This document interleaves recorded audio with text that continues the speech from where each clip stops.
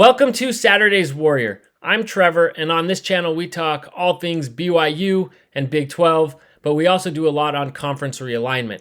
And I'm sure you've heard the news of the group who's trying to form an 80-team super conference, a super league, really breaking away college football from the NCAA and forming kind of its own entity to basically try and save college football. Now, I didn't have access to the full article, but I've watched a lot of other videos and read things on it. And from what I've read, it sounds great in theory. It doesn't sound like there's enough interest from the powers that be, because think about it. I don't think the SEC and the Big Ten, who are currently the ones that are, and the TV networks are currently the ones really pushing college football in the direction that it's going. So, and it's to their benefit, because it's really, they're the ones collecting all the money. They're the ones really pulling ahead of all the other schools. So I don't think they have the incentive to create a different structure that helps elevate up some of these other programs. And, as even if it does, save the sport from many people's perspective, I don't think they're going to do the altruistic thing and support these other schools when they're already in a position of power. So I just don't see it happening. But in theory, it's great.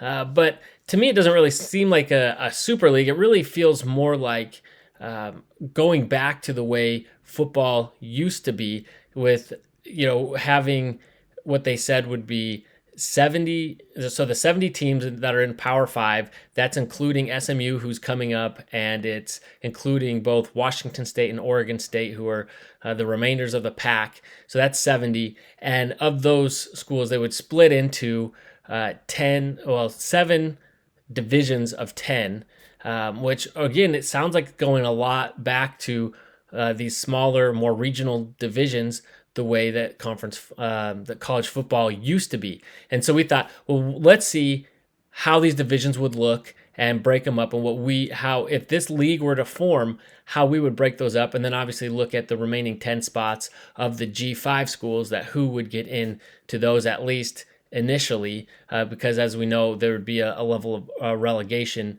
and a chance for other G5 schools to move up or down into and out of the super conference. So we're going to pull up a map. We're going to break it up and see how we would organize all these divisions within this super conference.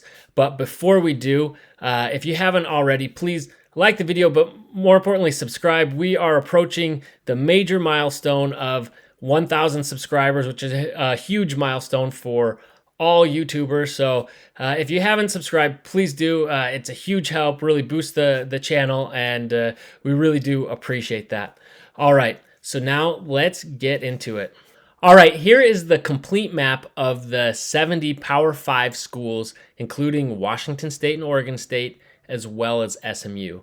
And as we mentioned at the top of the video, our approach to this, to dividing these 70 teams into 7 divisions of 10, is to go back and revert to these old traditional conferences the best we can, to hold to regionality and reestablish these long-standing rivalries. And so I think the easiest way to start with this is to go back to those conferences that used to have 10 members. So the first, and I think cleanest and easiest, is the Pac-10. Utah and Colorado, and then also the Big Ten here.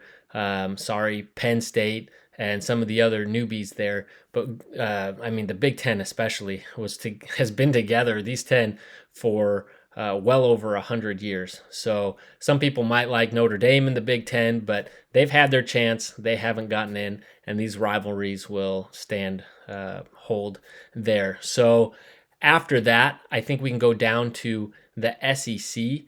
There were 13 founding members of the SEC, but 3 of those schools have since left. It was Georgia Tech, Tulane, and that school I can't remember how to pronounce. So these other 10 schools have been together for a long time. They established the conference. They get to stay together. Sorry to South Carolina. But speaking of South Carolina, they were a founding member of the ACC, and they originally had 8 schools that founded that conference. UVA technically wasn't a founder, but they joined that within that first year. And so that brings them to 8. They need 2 more. After that point, they had both Georgia Tech and Florida State join, even though that didn't come till much later. This is going to be our ACC. Now, after this, it gets a little bit messier getting the rest of the teams together.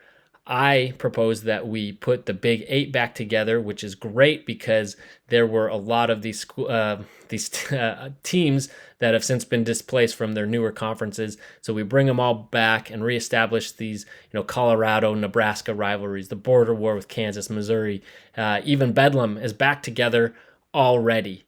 And if we're going to do the Big 8, I suggest we also bring back the Southwest Conference. Now, some people may not like the fact that all the Texas schools are together, which means they won't have as much access to Texas. But again, we are bringing back these old conferences. Whether they use these names or not, they can probably change, go to regionality, whatever, because you got Big 8, that'll be a misnomer and whatnot.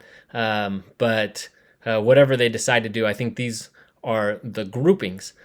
The problem is we've got 14 teams left, 2 conferences of 8. And so how do we put the rest of them together? Let's strip this map down just so we can see these remaining 2 conferences and 14 schools. So there are a couple approaches to this that I thought of. First off, of putting these 2 Utah schools down there with the Southwest, and then taking a couple schools from the Midwest and putting them there with the Big 8.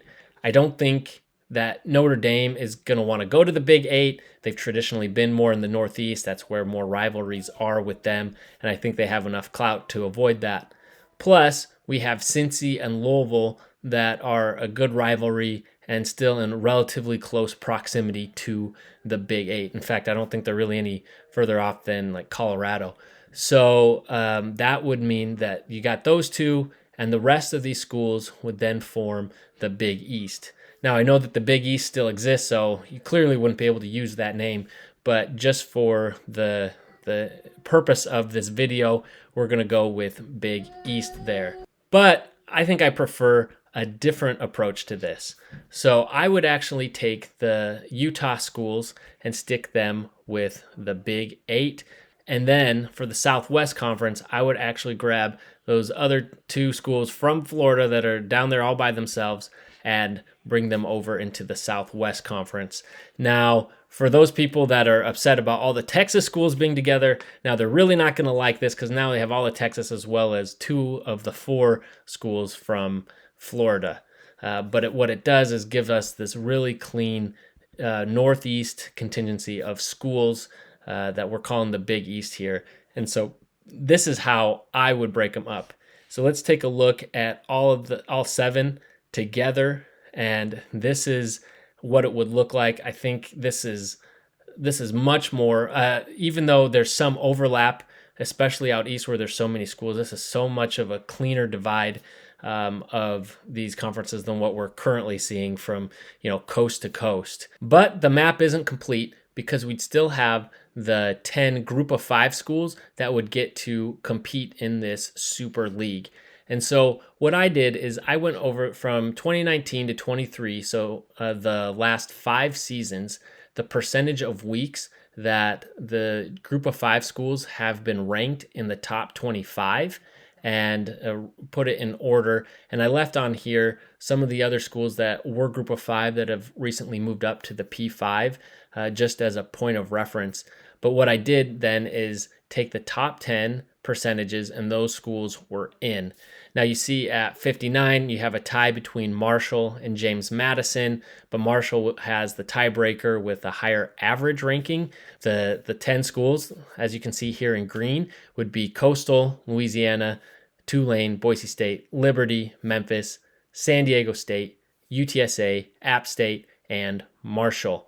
Here they are. This is what they look like, and adding them to the map of the other 70 schools, we have our complete 80-team Super League, and this is our map.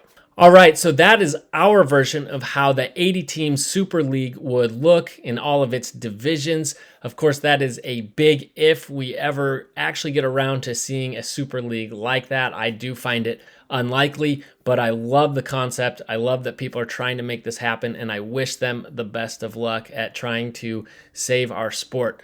Now, let us know in the comments how you would break up the divisions. Let us know which teams you'd like to see in which conference and which of the group of 5 schools you think are most deserving to be in those 10 spots there in that 80-team Super League. And as we said before, we're getting close to 1,000 subscribers. So if you haven't, please do subscribe to the video, like the channel, give us that thumbs up. And as always, go Cougs!